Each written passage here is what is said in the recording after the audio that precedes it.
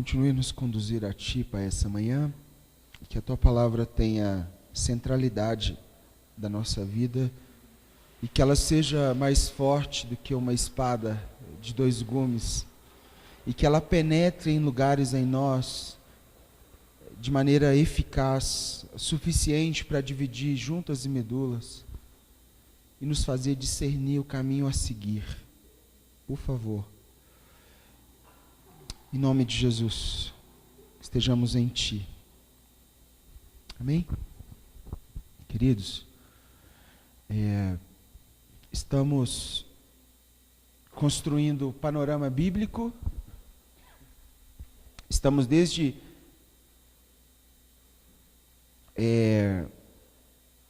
janeiro estudando a Bíblia, de capa a capa. Nosso objetivo é nutrir vocês com uma mínima percepção do todo, da revelação de quem Deus é. Então, teologicamente, nós pensamos todos os principais pontos de revelação de Deus e estamos servindo vocês. Estamos chegando ao fim desse panorama. Como eu falei, é um panorama. Se nós estivéssemos dedicando de maneira pontual, nós estaríamos lá em Gênesis ainda desde janeiro, né? Então pontos da revelação de Deus teologicamente, né? Qual que é a intenção? Que cada um de nós como membros, como corpo, tenhamos a mínima condição de saber onde estão, o porquê que aconteceu, qual a ordem da história que entra aquele livro, né? E semana passada conversamos sobre as cartas de Paulo, não é isso? E nós falamos de 1 e 2 Coríntios, Gálatas, Romanos, né? Efésios, Filipenses, Colossenses, 1 e 2 Tessalonicenses e Filemon. E não sei se vocês repararam que nós falamos sobre 1 e 2 Timóteo e Tito também junto. Teologicamente, essas cartas são separadas, né? A teologia considera cartas paulinas, 1 e 2 Timóteo e Tito não está incluído nas cartas paulinas, mas é uma carta de Paulo. Qual que é a diferença? 1 e 2 Timóteo e Tito é destinado a uma pessoa e não a uma igreja. E por isso é conhecida também como cartas pastorais. Tito é um presbítero, Timóteo é um jovem presbítero. Então nós temos cartas paulinas, cartas pastorais e cartas gerais. Hoje nós vamos conversar sobre as cartas gerais. Na semana passada, então, eu uni as duas e falei tudo dentro de cartas paulinas, né? Mas na verdade existe essa diferenciação, cartas paulinas e pastorais, porque é o cuidado pastoral de Paulo com Timóteo e o cuidado pastoral de Paulo a Tito, tá bom? Hoje vamos falar então do conjunto que a gente chama de cartas gerais, e eu acho que a gente tem muito a aprender com elas. Vamos falar sobre Tiago, 1 e 2 a Pedro, 1 e 2 e 3 a João e a carta a Judas, né? Judas, esse pessoal, não é o Iscariotes, é outro Judas, tá bom? Essas cartas, elas têm como princípio trabalhar questões da vida cristã cotidiana. Então, como nunca, nós vamos olhar para essas cartas e vamos perceber a aplicabilidade na nossa vida diária. São cartas muito práticas, ou contém nelas a nossa ortopraxia de vida, né? Lembra quando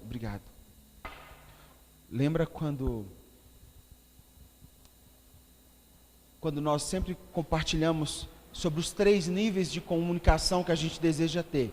O primeiro deles é o que o livro pode nos dar, a intelectualidade, a teologia. Isso é bom, conhecimento, isso é bom, mas isso é só conhecimento, né? O segundo é a ortopatia, né? Isso aqui é ortopraxia, ortodoxia, é o conteúdo, é o livro, a apostila, a Bíblia. A segunda é a ortopatia, que é o quê? É o quanto do que a gente está estudando que consegue afetar a minha mente, mudar a minha forma de pensar. Isso é um segundo nível. E o nível mais alto que nós solicitamos como cristãos é a ortopraxia. É o quê? Aprendemos no livro, entendemos alguma coisa e agora estamos vivendo algo. Está entendendo? Nós como comunidade, essencialmente, trabalhamos mais nesse nível. Não quer dizer que os outros não sejam importantes. Então, por exemplo, nós não vamos aqui aprofundar excessivamente em assuntos teológicos. A teologia faz parte do nosso amparo de vida, mas nós não vamos dar tanta ênfase quanto nós damos na ortopraxia de vida, em orações como a Roberta fez. Muda a gente, para que a gente viva hoje, entende? É uma resposta, é uma especificidade comunitária. Nós queremos chegar a isso, né? Essas cartas, então, têm como tônica forte o próximo. O próximo. O outro. E tem a ver com o nosso movimento entre o eu e o outro. Entre o meu e o nosso. Entre o Pai que não é só meu. É o Pai que é nosso. Acredito que nós estamos vivendo dias onde tudo que a gente fala tem sido comunicado com uma ligeira dúvida. Então não é como antigamente. Tudo que nós falamos é como se tivesse que vir alguma atitude por trás para comprovar o que a gente está falando. A saber, nós como igreja estamos sendo colocados na parede e as pessoas estão dizendo assim: não é vocês que carregam o Salvador? Mostra, cura, salva, liberta. Já dizia o pastor Edson, né? Faça. Diz que mineiro é muito desconfiado, não é mesmo? Pezinho atrás, deixa acontecer naturalmente, para a gente ver como é que funciona. Pra você conquistar o coração do mineiro, de uma mineira, come quieto e vai ali, ó, medindo a águia e o fubá, para fazer o angu. Não é assim que funciona? Antigamente não era assim não. Na época do meu pai, por exemplo, dos nossos avós, era ainda no fio do bigode o negócio. Você falava e apertava a mão. Hoje, fazemos contratos, porque nem com o contrato a pessoa está cumprindo. Nem o cheque que ela deu, ela não cobre. Então a era do fio do bigode passou. Hoje é mata a cobra e mostra o pau, porque senão eu não sei que você matou.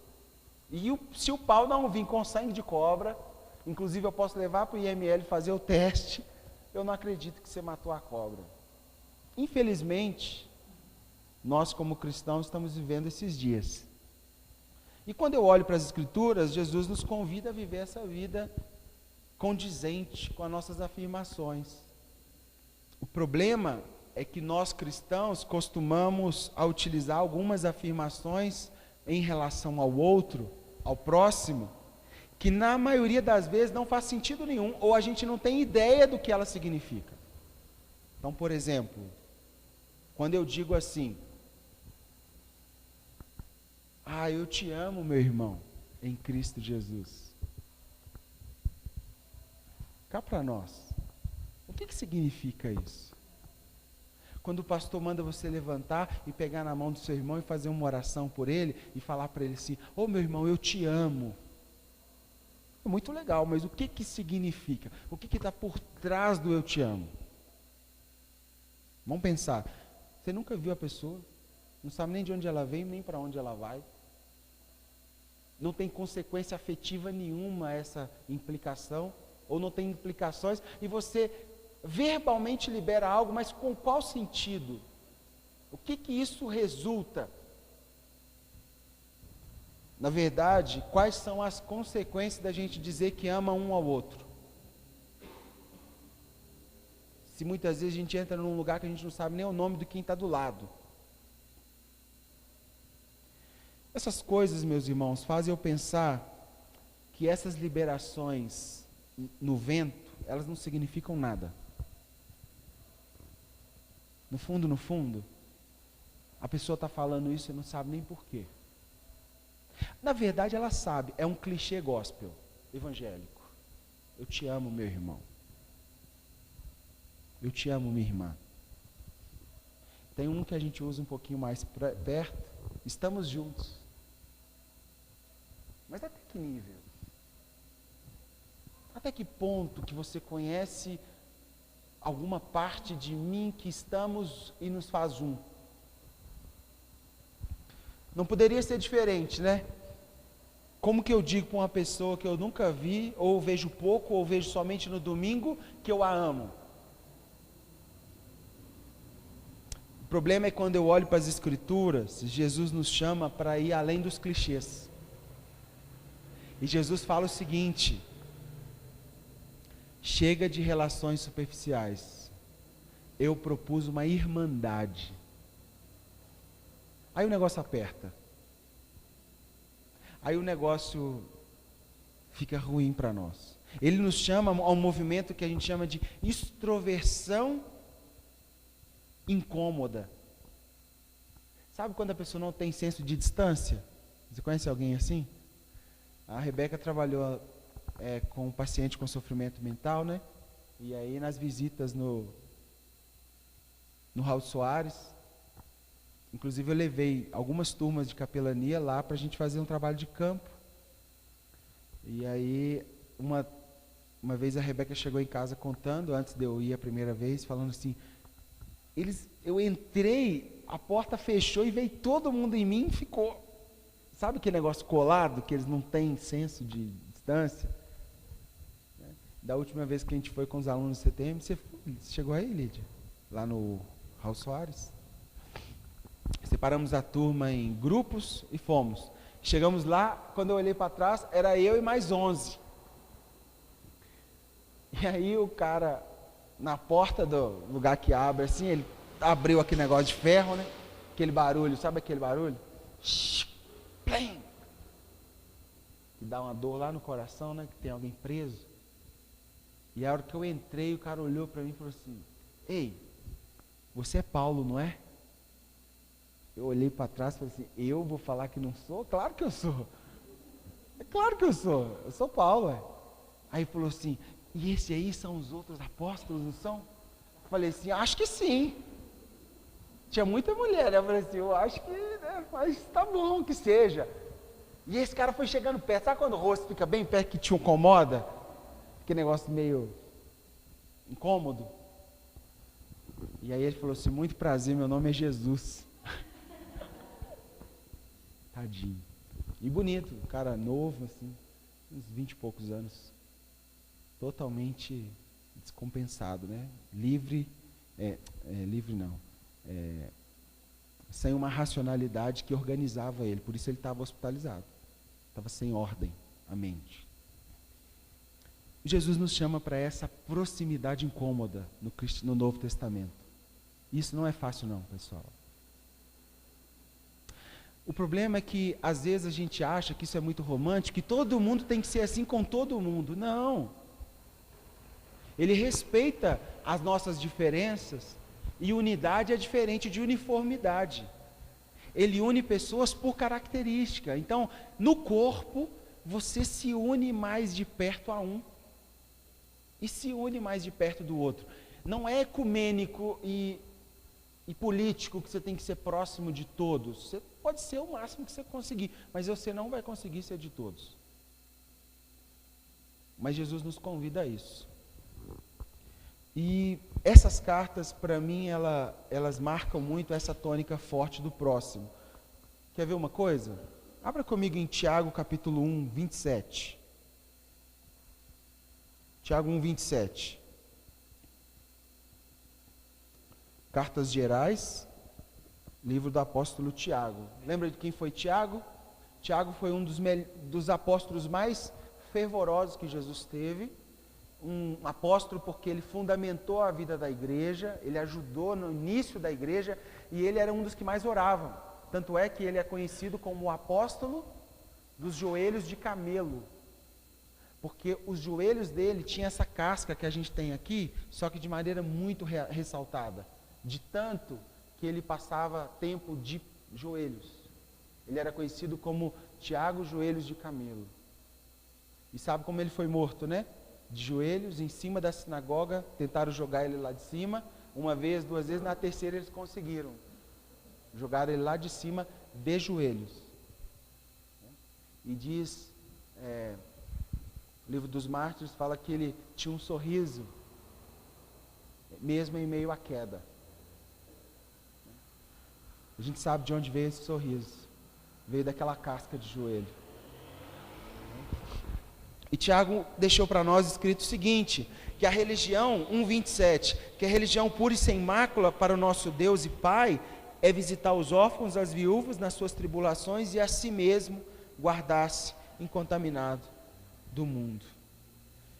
A palavra mais comum para religião é a palavra latim religare, né? Todo mundo conhece, que é uma reconexão ao eterno. Isso é real. Mas eu achei interessante que aqui em Tiago 1, ele não usa essa palavra. Ele usa uma outra palavra grega que significa treskeia. E treskeia é a nossa externalidade de espiritualidade. É o que eu demonstro do que eu tenho dentro. Não é um movimento interno para conectar com Deus. É o que eu demonstro do que eu já conectei. É uma adoração pública, é algo que é cerimonial, é uma disciplina religiosa. É o que as pessoas percebem de mim sobre Deus. E olha o que o Tiago falou. O que as pessoas podem perceber de maneira mais efetiva é quando você se dedica diretamente ao outro, ao necessitado. E aí ele cita exemplos, ao órfão, à viúva, ao necessitado. E o que isso fala para nós? Que há sim um sopro humano na busca pelo incondicional. A antropologia bíblica vai dizer que não existe uma expressão de cultura, de povo, que não tenha demonstrado um desejo pelo eterno. Mas Tiago vai dizer o seguinte, essa pulsão existe, mas existe também o que é visível dessa pulsão. O que desemboca na vida do outro? Qual é o resultado prático do Deus que você acabou de tocar? Como nós temos cantado aqui, vem Deus, vem. A grande pergunta não é se ele pode vir, é se ele vir, né? E se ele vier? Como que eu vou conseguir responder a quem ele é? E se ele mudar totalmente a minha rota? E se ele fazer eu perder tudo? E se eu correr risco de vida como Moisés correu, mesmo assim eu vou querer vê-lo? Isso me lembrou a história de uma freira católica na cidade de Minnesota. E ela estava cuidando dos pés de um leproso, pés totalmente necrosados. Você já viu alguém com alguma ferida de hanseníase? Como que funciona? Ela corta a circulação, né? Aí os pés vão ficando escuros, ou as extremidades vão ficando escuras. Aí perde sensibilidade. Sabe, já viu quando você amarra uma linha e vai ficando escuro? Aí daqui a pouco está duro, que você não sente mais. Acontece isso. E em vez de a ferida começar do lado de fora, a bactéria começa a comer por dentro. Por isso que os antigos diziam que os membros caíam, os dedos caíam. Por quê?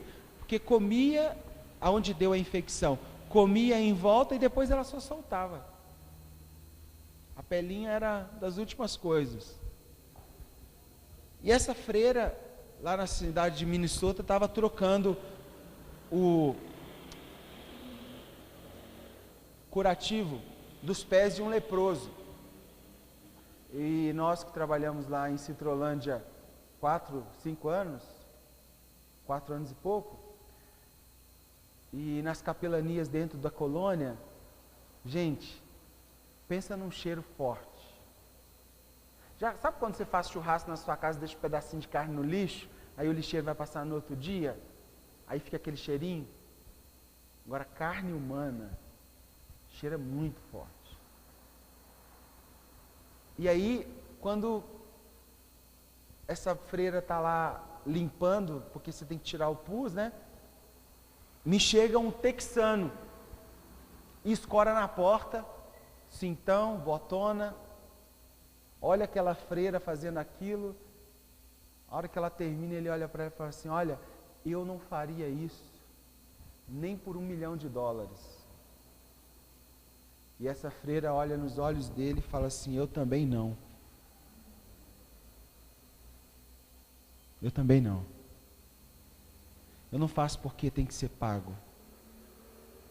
Eu faço porque é o outro. E eu sou devedor da carência do outro. Sobre mim está as promissórias que o outro tem a receber sobre a minha dádiva de serviço. E eu sou empregado da necessidade que você tem. É o outro. É porque nossas palavras sozinhas são insuficientes, mas nossas ações concretas credibilizam. E a igreja tem gastado muito tempo em palavras. E temos engatinhado em ações. Né? Segunda coisa que eu aprendo nessas cartas, está aí no capítulo 2 de Tiago ainda, que é talvez um dos mais desafiadores capítulos da Bíblia. Capítulo 2, versículo 14 em diante, que é a temática da fé e obras. Inclusive, esse foi um dos últimos livros a serem aprovados para ser colocado no canon, justamente por causa do assunto obras. Porque Tiago dá uma ênfase marca-texto nas obras. E ele quase tomou bomba, foi reprovado. E foi lendo aqui que muitos se inspiraram, como por exemplo Francisco de Assis, né? Santo Agostinho, quando vai falar um pouco sobre a extroversão e da realidade espiritual, foi aqui em Tiago. E olha o que ele fala a partir do versículo 14. Meus irmãos, 2,14. Qual é o proveito se alguém disser que tem fé, mas não tiver obra? Por acaso semelhante fé vai salvá-lo? Se um irmão ou uma irmã estiverem carecidos de roupa e necessitados de alimento cotidiano, e qualquer dentre vós que lhe disser, ide em paz, aquecei e fartai-vos, contudo lhes dar o necessário para o corpo, qual é o proveito disso? Assim também a fé, se não tiver obras, por si só é morta. Irmãos, obras aqui tem a ver com ações correspondentes de algo que a gente já sabe. Deus não vai nos cobrar de algo que a gente não sabe. E aí você fala, então por isso que eu não quero saber mais. Mas a gente sabe onde o calo aperta, não sabe? Quando a gente passa por alguém, ou por uma necessidade, ou por uma causa, que aquilo te convida a olhar, a gente sabe o que aperta. E pela misericórdia de Deus, aperta mais em uma coisa e em outro outra coisa. Será por que isso acontece? Porque há um interesse de pactualidade mútua, uns com os outros. Então você, por exemplo, negar a ação pelo outro, não é algo que só afeta você. É algo que está totalmente ligado ao empobrecimento da sociedade.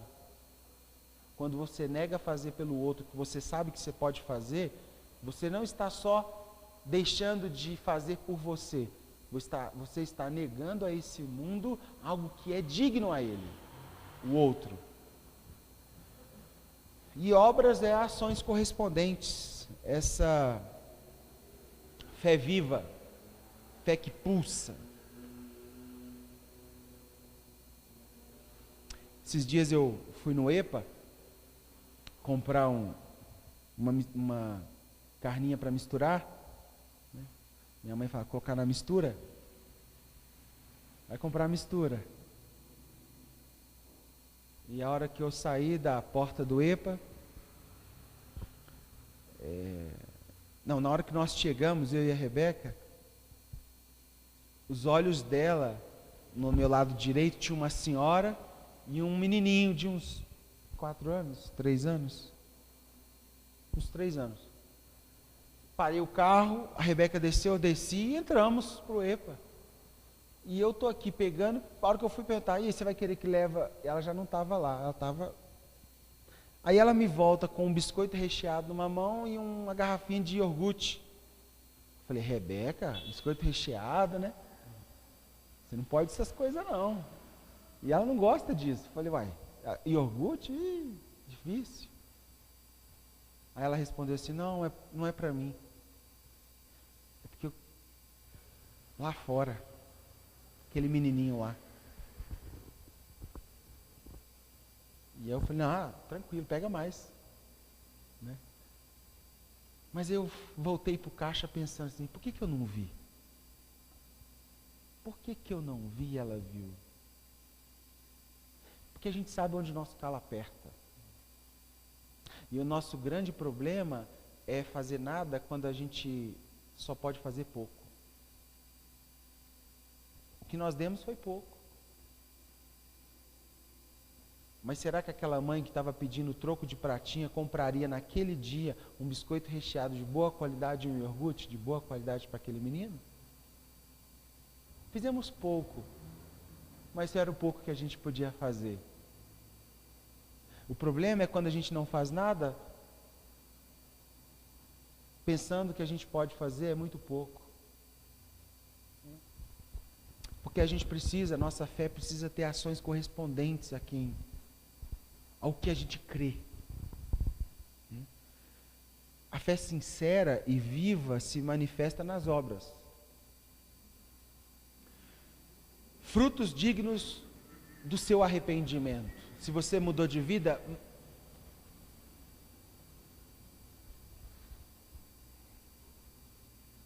entende? Mostre. Isso é uma tônica das cartas gerais, né? Outra coisa que me chama a atenção, mas pastor, eu não consigo isso aí não. Eu não consigo ver. Ou eu até consigo, mas eu tenho dificuldade de ir, eu até acho que eu tenho mais do espírito do mal do que o espírito de Deus, porque eu não faço.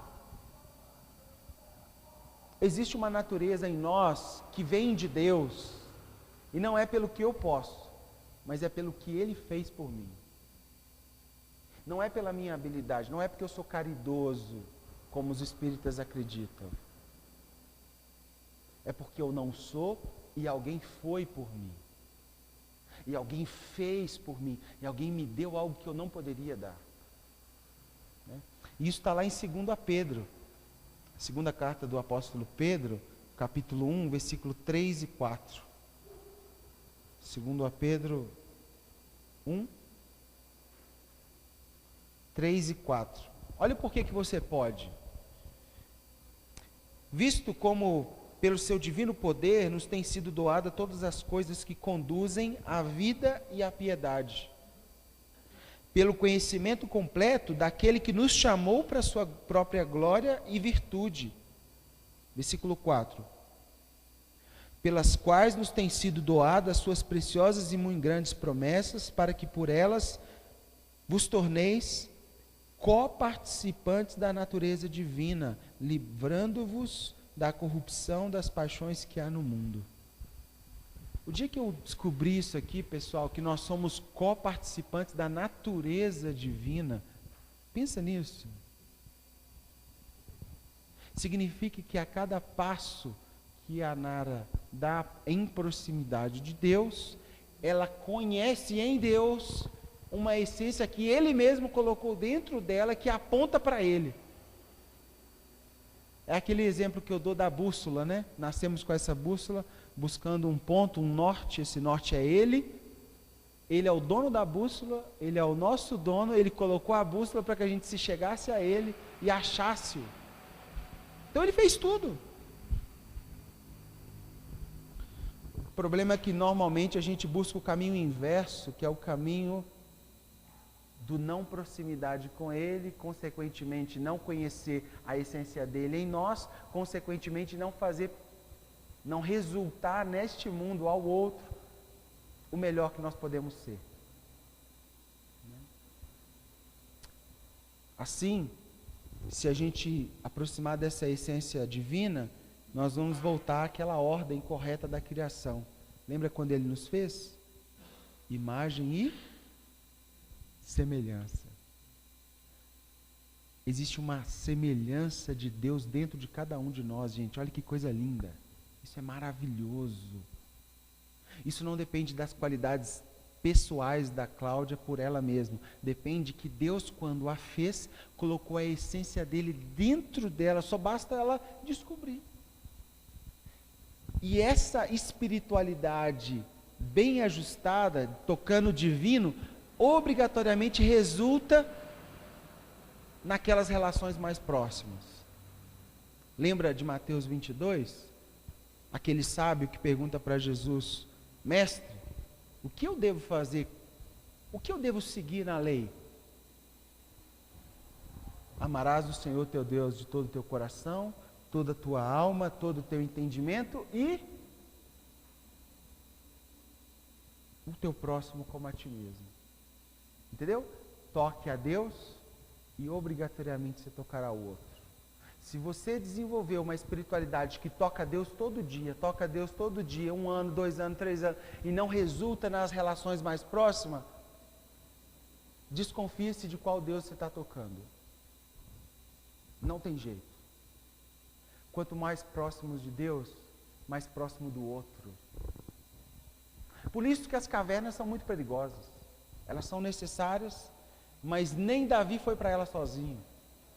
Chegando lá, tinha um grupo, fugitivos, que se uniram para o mesmo fim. Deus usa, pessoal, o que a gente faz para autenticar a verdade que sai dos nossos lábios. Sabe quando você tira uma xerox e nós vamos no cartório com a original e a xerox? E qual é o crivo para que o selo seja colado na xerox? A autenticidade do original, não é mesmo? Se tiver alguma alteração, eles não reconhecem. Quando Paulo trabalha com o assunto de cartas vivas, ele diz que nós somos as cartas de Cristo, escrita e destinada ao mundo. Qual a autenticidade dessa carta? Se hoje ele pegar essa carta e pegar ele, que é a carta viva, teríamos o selo? Seria coladinho, batia o carimbo? Esse é meu? Porque o que a gente faz autentica nossa xerox, nossa fé. Autentica que a gente crê nisso aqui, ó. É quando você vê um irmão passando a necessidade, que você pode, não é o que você não pode, mas que você pode e que seu coração se sente dobrado a isso e você não fecha. Inclusive, essa é a tônica lá de 1 João, que é uma outra carta geral. Olha lá, capítulo 3, 1 João 3, 14.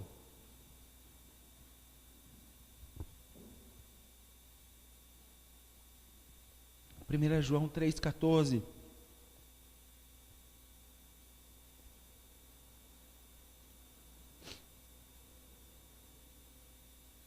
3,14.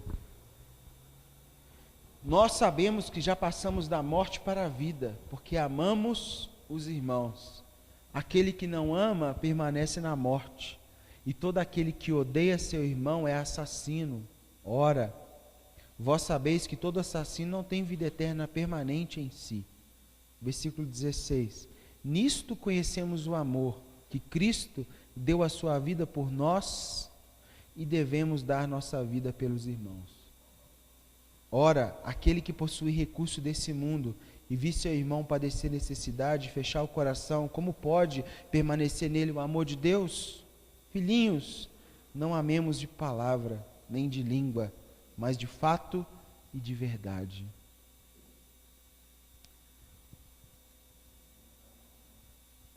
Em ação. De fato, em ação. Esse versículo 16, dar a vida pelos nossos irmãos, me lembrou o missionário Miguel, que falamos semana passada. Lembra do testemunho dele? Quem era o Miguel? Que nós oramos, acionamos o Brasil todo para orar, e graças a Deus o fim foi bom. Mas o que aconteceu com ele? Ele era um muçulmano, né? E se converteu a Jesus e começou, bom, eu tenho algo para dar para esse mundo.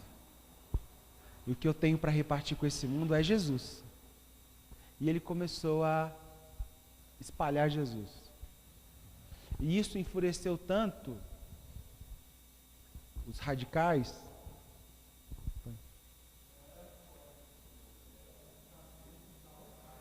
Ele era um dos cabeças da Al-Qaeda.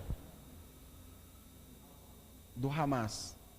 Não é da Al-Qaeda, é do Hamas. A Al-Qaeda é a árvore que foi dando esse tanto de fruto aí. Né? ISIS, tudo. Ele era um dos cabeças. E como ele se converteu a Jesus, como é que os outros caras ficaram? E você acha que ele parou? Começou a falar de Jesus. E a galera convertendo. A ponto dos radicais prenderem 4 dos irmãos e quererem trocar 4 pessoas pela cabeça dele, por ele. Porque você sabe muito bem o que eles iam fazer quando ele chegasse lá, né? E aí nós recebemos o contato no sábado, na sexta noite, que ele iria se entregar no sábado, 3 horas da tarde, em favor dos 4 irmãos. Está entendendo? Ele deve ter lido que se conhecemos o amor que Cristo deu a sua vida por nós, devemos dar nossa vida pelos irmãos. Gente, qual de nós aqui, assim, bem tranquilo, estamos em família, estaríamos preparados para responder com tal dedicação o que Cristo fez por nós? E esse cara foi, às 3 horas da tarde, horário marcado, ele foi se entregar. E de maneira miraculosa, ele conseguiu voltar, ele e os 4 a salvos, para a fronteira.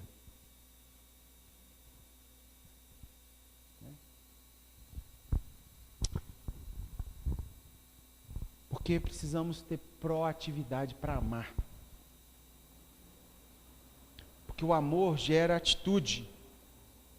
E é mostrado não somente num ato heróico de dedicação, mas também em uma vida diária de compaixão.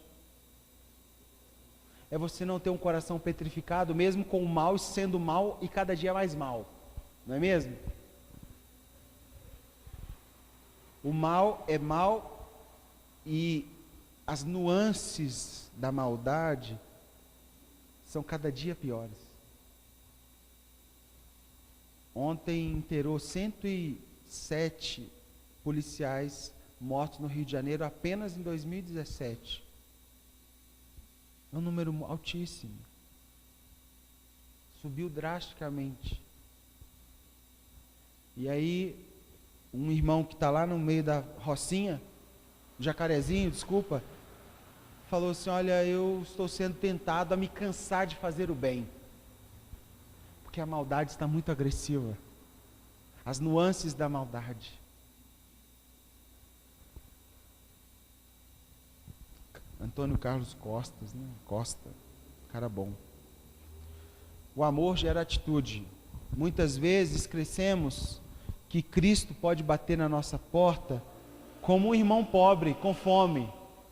Não é isso? Olha o que ele diz. Se você vê algum irmão padecer alguma necessidade, não feche o coração para ele. A gente esquece.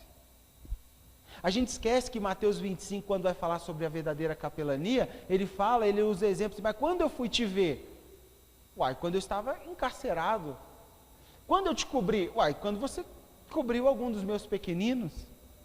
A gente esquece que a revelação do Cristo pode estar no que não tem. E está no nosso alcance de dar.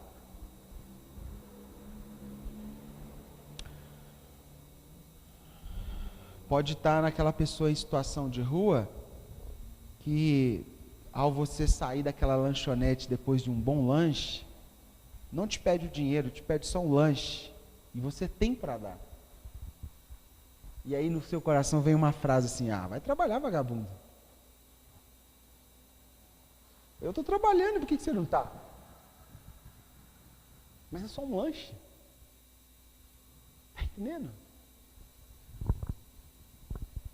Quando um órfão está clamando por família, e aí a gente tem que saber e decidir se a gente tem coragem de honrar a família que nós fomos incluídos como filhos sem merecer. Tem uma frase do um xará, David Otis Fuller, que diz o seguinte: se você fosse preso por ser um cristão, como Miguel foi, ou seria, haveria prova suficiente para te condenar à morte? Será que se pegar você e te dissecassem, ou eles te liberariam? Não, esse aí, acho que não é problema para nós. Esse aí, com ele ou sem ele, a gente... Lembra do João Batista? Ele chega, manifesta a justiça e alguém fala o seguinte: olha, o rei, apaixonado pela menina cheia de espírito mau, cheia de demônio, pomba gira para tudo quanto é lado, e ela dança para ele, e o rei fala o seguinte: olha, pode me pedir a metade de todas as cidades que eu tenho que eu te dou. E ela chega para a mãe e fala: mãe, ele falou que pode me dar tudo, terra, todas a metade das cidades que ele tem, só de eu ficar com ele. E a mãe falou assim: não, tem algo que é mais valioso do que metade das cidades do reino, a cabeça de João Batista. Porque esse homem, ele é mais influente do que todo o dinheiro que essas terras podem nos dar. O que ele fala é perigoso. Quanto vale a nossa cabeça, pessoal? Quanto vale?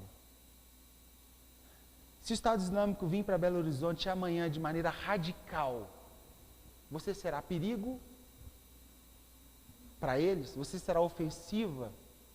Você estará... quando eles chegam num lugar, eles fazem uma ordem de ataque, né? Para desestabilizar a cidade. Por exemplo, essa semana o Papa recebeu mais uma ameaça. Francisco. Segunda ameaça do Estado Islâmico, falando que o próximo alvo é ele. O ISIS, não o Estado Islâmico, acho que é Estado Islâmico. Por que será que o Francisco é alvo? Entende? Quanto vale a nossa cabeça? Quanto vale você vivo?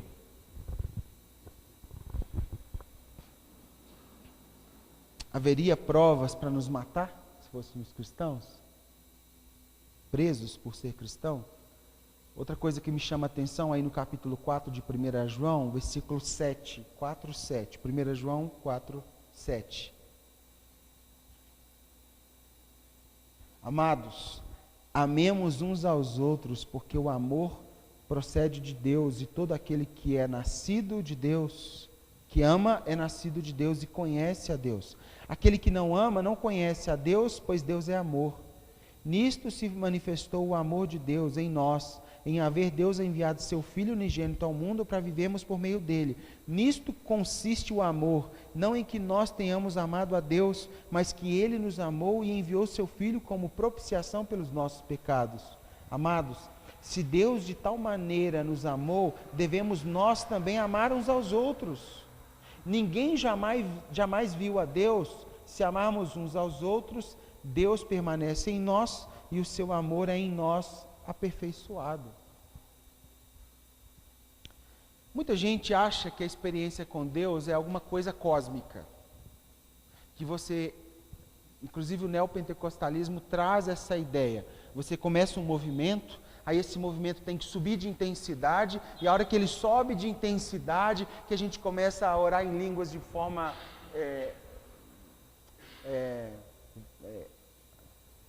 altiva, assim, forte, a gente subiu de nível, aí daqui a pouco alguém pega e libera uma profecia, aí nós chegamos num lugar, aí nesse lugar Deus habita. A espiritualidade não é um movimento de uma experiência cósmica. Tem gente que fala assim, não, eu entro neste lugar e tem uma aura aqui. Já viu isso? Você tem uma luz, eu não sei o que é, mas você tem uma luz. Você tem uma aura boa. Não, não é isso. Espiritualidade não é isso. Espiritualidade também não é uma viagem para dentro de nós. Lembra do yoga? Que negócio. Meditação é espetacular, é um exercício. Mas espiritualizar a prática é um pouco demais. E também não é uma viagem para você encontrar com Deus só aqui dentro. A espiritualidade cristã, ela solicita extroversão. Solicita toque do outro. Solicita vazar de dentro de nós a ponto do outro ficar nítido quem você crê. O que você crê. Quais são as bases do que você crê. C.S. Lewis dizia que nós nascemos indefesos. Assim, quando a gente começa a adquirir consciência plena, descobrimos que existe solidão. Sabia que os primeiros dias de um bebê, ele chora, porque dentro do útero, ele está acostumado com um zumbido, que é o nutriente que chega pelo cordão, e dá um zumbido constante. É a pulsão do sangue passando dentro dele e trocando. Quando ele sai, ele se sente totalmente só, né? O contato com a mãe aproxima, mas não é a mesma coisa do acolhimento que ele tem uterino. Por quê? Porque lá dentro ele está protegido, guardado, quentinho, tem alguma coisa nutrindo, sem ele fazer força. Ele não precisa nem... Ele está recebendo comida. Aqui fora, quando ele nasce, ele tem que lutar para viver. Ele tem que lutar para respirar. Ele tem que chorar para comer. Então a primeira coisa que o C.S. Lewis fala é que a gente descobre solidão.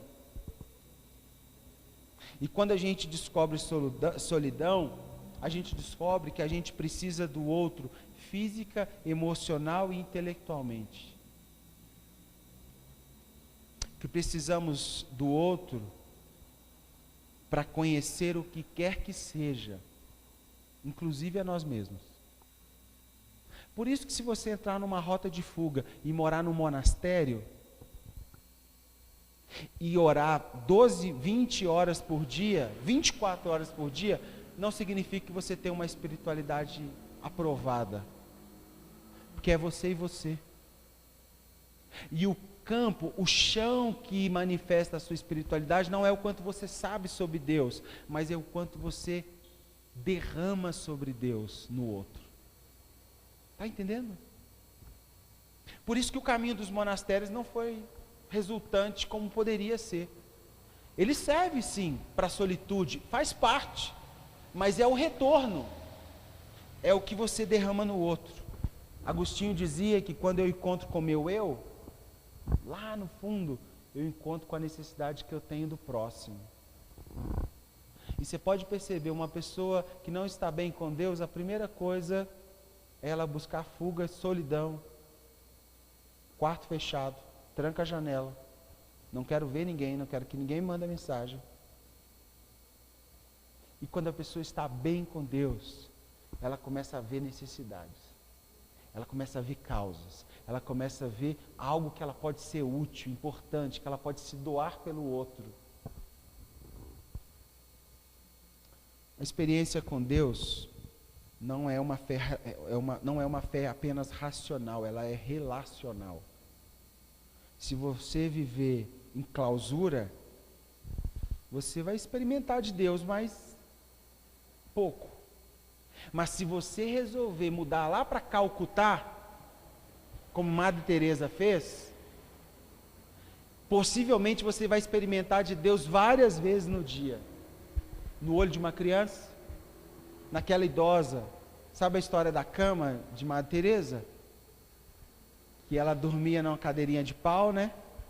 E aí os líderes de organizações chegavam lá e falavam assim: Madre, você não pode dormir nessa cadeira de madeira com essa idade. E ela dizia o seguinte: ei, não me tire daqui. Com essa cadeira eu já consegui diversas camas para quem não tem. eu continuarei aqui até que tenha uma só pessoa dormindo no chão nessa cidade. Era uma cadeira missionária, ela dizia. E a cada vez que ela falava isso, ensinava esse princípio, ela tocava o outro com o princípio de Deus. Se doar pelo outro, se dar pelo outro. Se você for morar no meio de uma comunidade do Rio de Janeiro e começar a tocar as crianças lá com uma escolinha de música, você pode até ter um tempo lá no seu secreto, que é muito bom, é necessário. Mas eu tenho certeza que não será tão frutífero em ver Deus como será em se relacionar com aquelas crianças.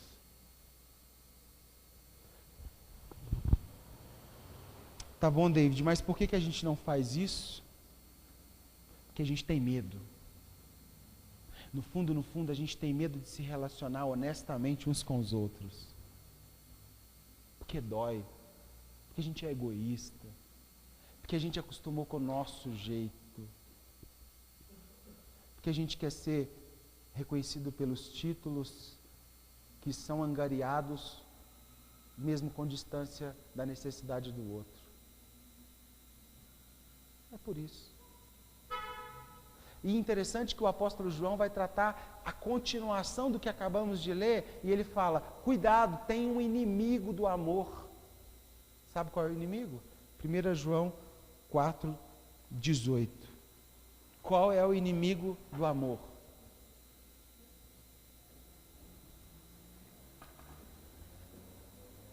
O principal inimigo do amor. No amor não existe medo, antes o perfeito amor lança fora o medo. O medo produz tormento, logo aquele que teme não é aperfeiçoado no amor. Nós amamos porque ele nos amou primeiro. Se alguém disser, amo a Deus, e odiar seu irmão, é mentiroso. Pois aquele que não ama seu irmão, a quem vê, não pode amar a Deus, a quem não vê. Porque no amor não existe medo. A palavra medo aqui é phobos, e phobos é fuga. Na verdade, nós nos colocamos a rota de fuga do contato com o outro, porque a gente tem medo do que o outro causa em nós.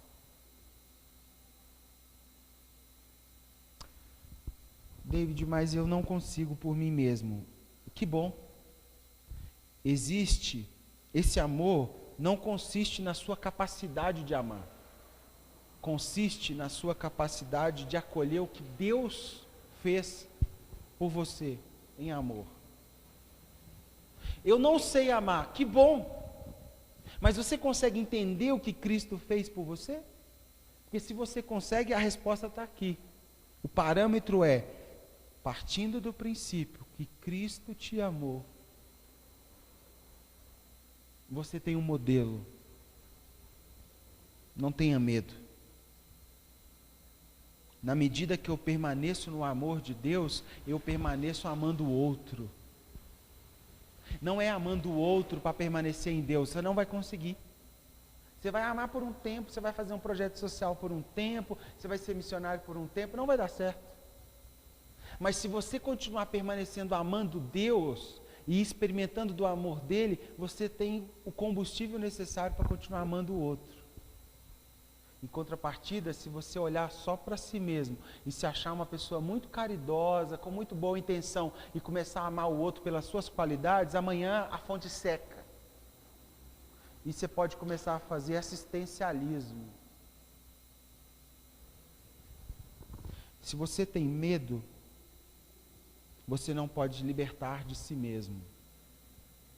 Eu costumo dizer aquele exemplo do filho, né, do assaltante que entra na casa e pega o Alex e coloca o revólver na cabeça do Alex e fala, sai todo mundo, ele é meu refém.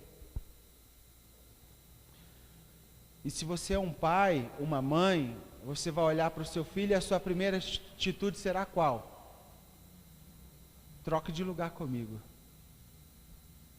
Liberta ele, pode ficar comigo, não é mesmo? Você tem medo de um cano de revólver na sua cabeça? É óbvio. Mas o amor que você sente pelo Alex é maior do que o medo que você sente de passar pela sua cabeça dele tomar um tiro. E aí você se dá pelo outro, porque o amor vence o medo. E a gente tem dificuldade de se dar um pelo outro, porque a gente tem medo um do outro. E a gente só tem medo um do outro, porque a gente ainda não ama Deus, ou não está experimentando do amor dele como a gente pode. O ajustamento do amor vem da relação com Deus. É Deus que organiza todos os nossos amores. Eu disse isso para uma pessoa esses dias. Se você não amar Deus de todo o teu coração, alma, entendimento, você não vai saber amar nada. C.S. Lewis já dizia isso. Mas eu gosto tanto dessa pessoa, eu quero casar com ela. Então, se você não amar Deus, você não vai saber amar essa pessoa. Vai dar errado. Eu quero tanto ter um filho. Olha, é lindo, mas se você não amar Deus em primeiro lugar, você não vai saber dar a dose que esse filho precisa de amor. Ele vai te manipular, ele vai amarrar uma cordinha no você e mandar você andar para puxar ele. É assim que eles fazem. Porque você não ama na dose certa. E as maiores conquistas que a gente tem é quando a gente supera o medo do outro. É quando a gente consegue vencer as nossas barreiras uns com os outros. Isso é muito bom. Encerrando, precisamos vencer nossas condições para amar. Precisamos. Lembra da história, da parábola do bom samaritano? Lucas capítulo 10. Lembra quando começa a história? Um intérprete da lei chega para Jesus e fala assim: olha, o que eu faço para herdar a vida eterna? Repetindo, intérprete da lei, não é nenhum desavisado não, é um crente, é um como nós, que gosta de Jesus, que acha a ideia de Deus uma legal, que está vivendo na igreja, não é um desavisado, é um cara bom. Esse cara chega para Jesus e fala assim: como é que eu faço para viver a eternidade hoje, viver o reino? E aí Jesus fala: você já sabe. Aí ele repete a lei: amar a Deus sobre todas as coisas, e demora um pouquinho, amar o próximo, né, como a ti mesmo. Aí Jesus olha e fala assim: isso, faça isso e você terá o reino. E aí ele não satisfeito, vira para Jesus e fala assim: mas peraí, quem é meu próximo? Não é a gente? Porque a gente ama com condições, né, pessoal? A gente ama procurando alguém a quem a obrigação de amar não cabe. A gente ama estabelecendo limite, não é mesmo? A gente ama com julgamentos, com condições, com interesses. A gente ama por quê? A gente ama para quê? A gente ama se, a gente ama quando, a gente ama como. É a gente. A gente ama. Se ele for legal comigo no domingo, eu mando uma mensagenzinha para ele. Mas se ele não der muita ideia,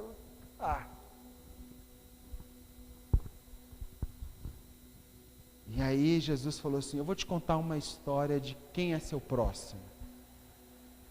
A história é a seguinte: existe um homem que estava voltando das suas obrigações diárias e foi pego pelos ladrões e bateram nele a quase morte. E estava vindo um religioso, um sacerdote, o pastor lá da igreja Pão da Vida estava vindo, você acredita? Aquele cara lá que falou domingo. Ele estava vindo, olhou o cara quase morto. Sabe o que ele fez? Passou do lado. Fingiu que não era com ele. Na verdade, ele estava achando que alguém ia vir atrás e fazer o que ele devia fazer, né? Foi embora. E também estava vindo depois dele o Gabriel. Sabe o Gabriel? Tocou baixo lá domingo? Estava vindo lá. E ele viu o homem todo arrebentado. Só que ele estava com o instrumento nas costas, indo para o ensaio, entendeu, Roberto? Ele não podia parar, né? Parar. A lei fala que se um levita tocasse um morto, ficaria cerimonialmente impuro. Como é que ele toca no louvor, né, gente? Não tem como. Como é que ele vai tocar no louvor e tocando num alguém que está quase morto? Vai lá que o cara morre, né? Melhor o culto do que É uma vida, mas oculto. E o Gabriel passa de lado. E aí me vem alguém que não tem os nossos títulos, que não tem as nossas chancelas, que não tem nossos brasões, e olha para aquele homem rabentado no chão, para o que estava fazendo, que já é uma dificuldade para nós parar, não é mesmo? Ajoelha, percebe a dor, cuida das feridas, limpa onde está sangrando, pega o seu animal de transporte, anda a pé e coloca ele sobre o seu animal, levando ele até uma hospedaria, que naquela época era o hospital. A palavra hospital vem de hospitalidade, que vem a palavra hospital, hospitalis, hospedaria. E sabe o que ele faz lá, irmã? Ele arranca o dinheiro do bolso que ele tinha e paga a conta de alguém que ele não sabe nem o nome. Não, aí é demais, né, gente? Você fazer uma ofertinha aqui e ali para que alguém que te conhece, legal, mas você pagar uma conta de alguém que você nunca viu, né? E ele pagou a conta e disse para o dono da hospedaria assim: se ficar mais caro, eu na volta passo e acerto tudo. Só te peço uma coisa, cuide deste homem. E depois de acabar essa história, ele olha para esse doutor da lei, esse crente, e fala assim: quem que você acha que foi próximo? O pastor Lero-Lero? O músico cerimonialmente impuro, santarrão, bom demais? Ou aquele homem que a gente não sabe nem o nome, só sabe que ele é um samaritano, alguém que vivia na margem, alguém que já era ridicularizado, que já era segregado, fez alguma coisa pelo outro? Aí ele respondeu: certamente aquele que agiu com misericórdia pelo outro. Compaixão é um negócio caro, viu, pessoal, para nós. Se compadecer e não deixar nosso coração petrificar em tamanha maldade que o mundo vive é um desafio. E é diferente de dó, viu, pessoal? Porque a dó você sente de fora, você contempla, você até dá um dinheirinho lá, mas você não se envolve com a dor. O Luiz é mais capacitado que eu, ele faz. Eu pago o salário do pastor para isso mesmo, ele visita. É o outro que faz. Não é óbvio que um crente tenha que cuidar do próximo. Não é óbvio que você vai sair daqui essa manhã e vai almoçar na sua casa, e se alguém passar na rua e falar assim: você poderia me dar um prato de comida? Não é óbvio que o crente tenha que dar ou tenha que repartir o que tem. Não é óbvio. E é por isso que a gente tem que pregar isso hoje. Porque o próximo tem que voltar a ser próximo. Porque o outro não pode ser o outro lá, é o outro aqui. E para encerrar, eu quero testemunhar uma coisa. Foi muito legal eu orando para preparar isso aqui. E aí recebo um contato de uma pessoa falando assim: queria ir na sua casa,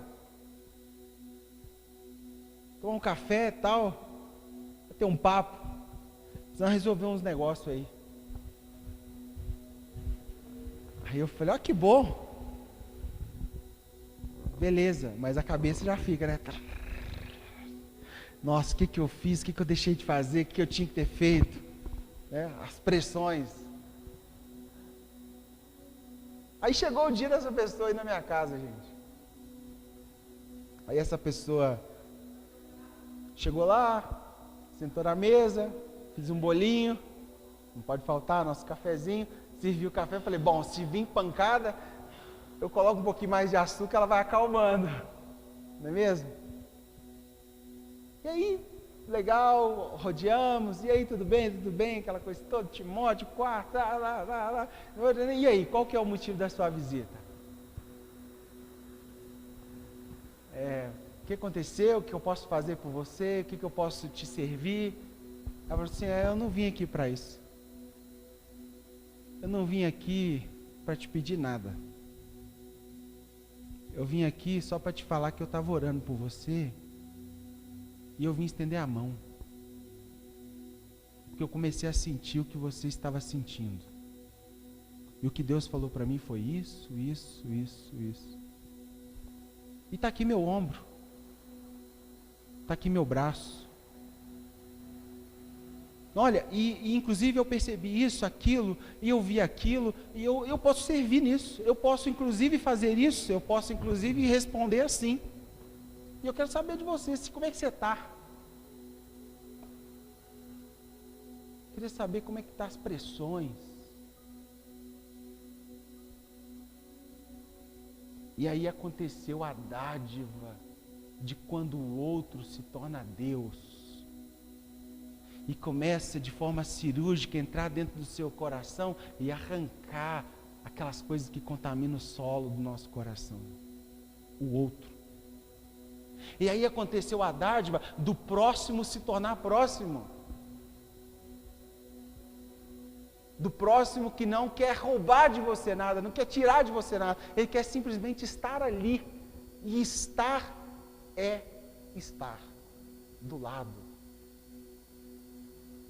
Gente, eu não sabia por onde eu começava a falar. Sabe aquele negócio assim?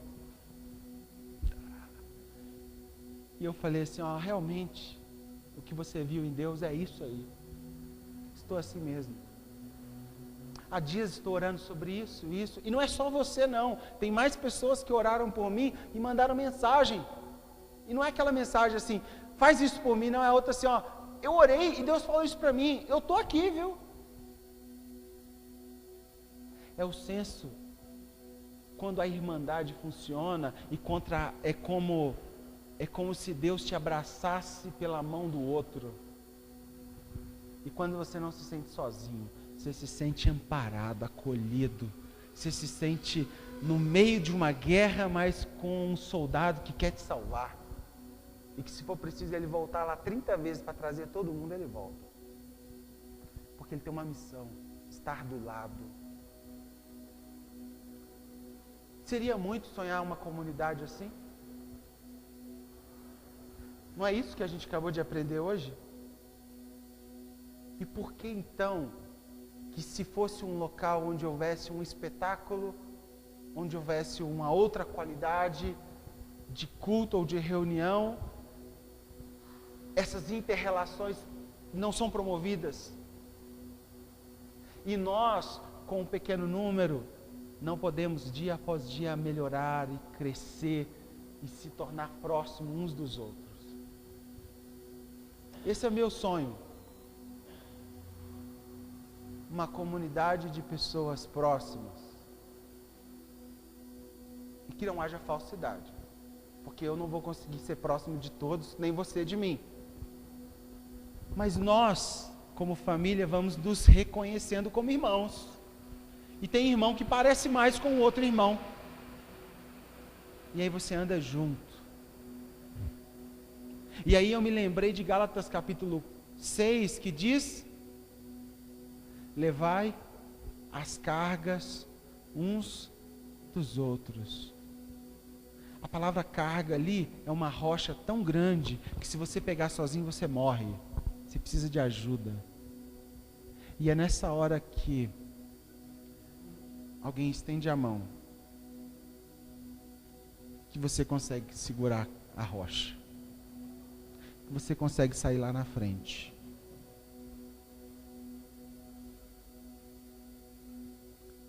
E aquela noite, daquela visita, quando ela foi embora, quando eu voltei para o secreto, eu falei: Deus, obrigado, o Senhor existe. O Senhor está me vendo. Entendeu? O Senhor é presente. O Senhor é um socorro bem presente na hora da angústia, da tribulação, das questões, das pressões. O Senhor é Deus. E esse Deus se revelou através da face do outro. Que de tanto eu fujo, com medo, como uma criança. E eu te convido essa manhã a fazer esse movimento em proximidade com o outro. Eu te convido a você sair desse lugar de solidão. Talvez você é uma pessoa altamente pública, querido por todo mundo, mas ninguém chega lá dentro. Ninguém chega. Quem chega, você expulsa logo. E eu te convido a vir para esse lugar de proximidade, porque isso é uma família, isso é ser irmãos, isso é sermos cristãos, isso é sermos Cristo um na vida do outro.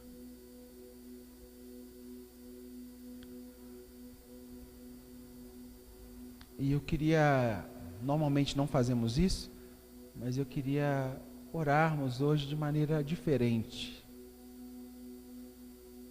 Eu queria que um homem fosse até um homem e segurasse nas mãos, para que Deus fizesse esse caminho de se revelar a alguém por meio de nós, por meio da mão do outro. E talvez Deus vai te dar informações sobre essa pessoa, que você pode orar por ela, que ela sozinha não está aguentando mais. E você vai ter o contato quente do outro. E se você não tiver nada para orar, simplesmente segure a mão dele e deixe o Espírito Santo fazer o serviço que ele sabe muito bem fazer. Vamos fazer isso? Procure um homem, uma mulher, e vamos fazer isso.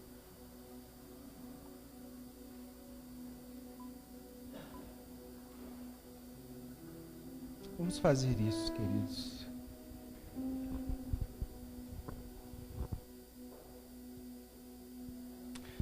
Quando você tocar nas mãos, perceba a pessoa, perceba o porquê. Os momentos iniciais podem ser meio constrangedor, né? Mas nós somos uma família.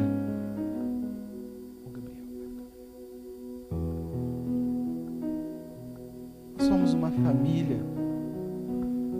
E o que Cristo planejou para nós não é individualidade, não é viver sozinho, solto no mundo.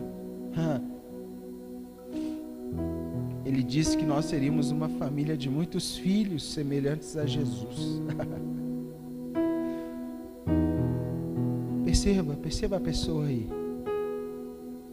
Perceba o coração dela. Talvez está apertado, aflito.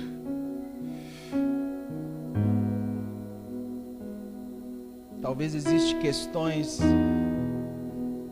que somente Deus pode fazer. Ah, Jesus.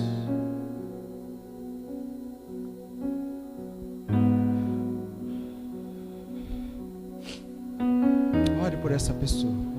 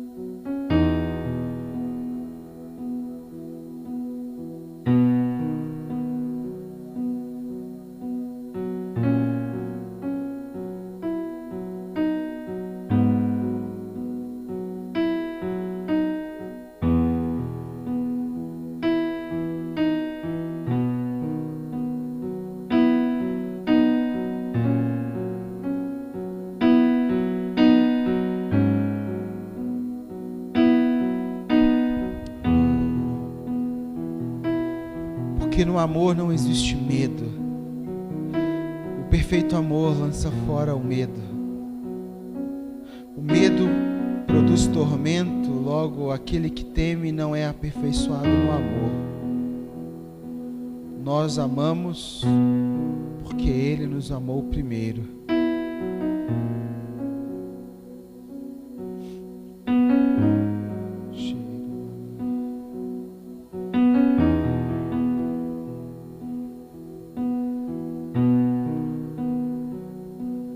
Pai, nós queremos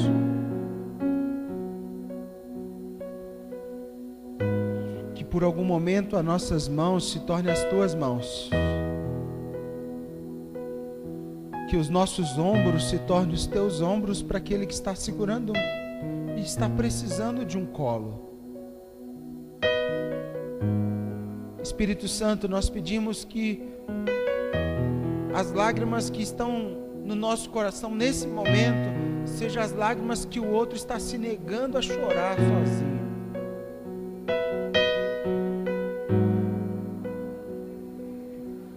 Nós oramos para que haja um movimento de rendição uns aos outros, porque é isso que o Seu Evangelho nos chamou para ser, irmãos.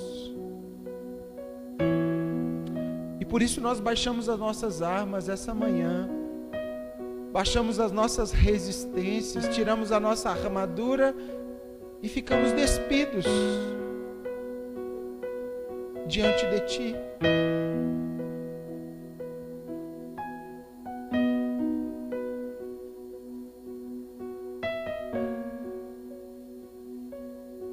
E pedimos que o Seu amor fraternal, o Seu amor paterno, o Seu amor como novo mandamento, o Seu amor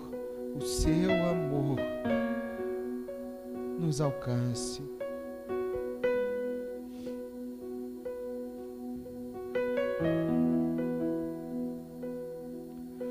O Seu amor,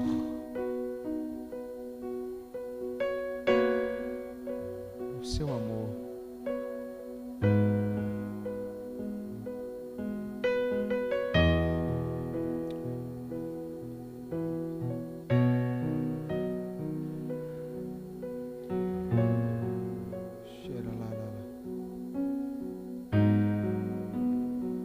Teu amor, Senhor.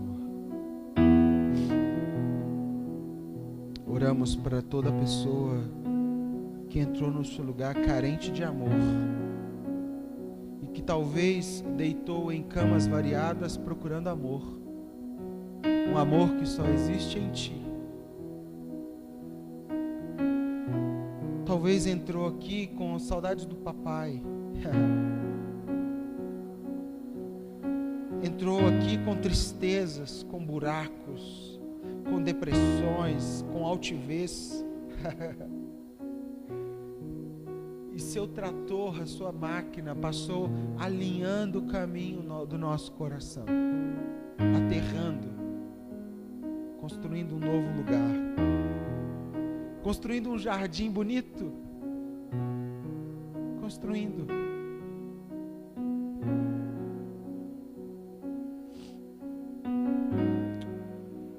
Oh, Jesus, que nós sejamos uma família, não cerimonialmente religiosos, mas que aprendeu ou que estão aprendendo a amar. Em nome de Jesus.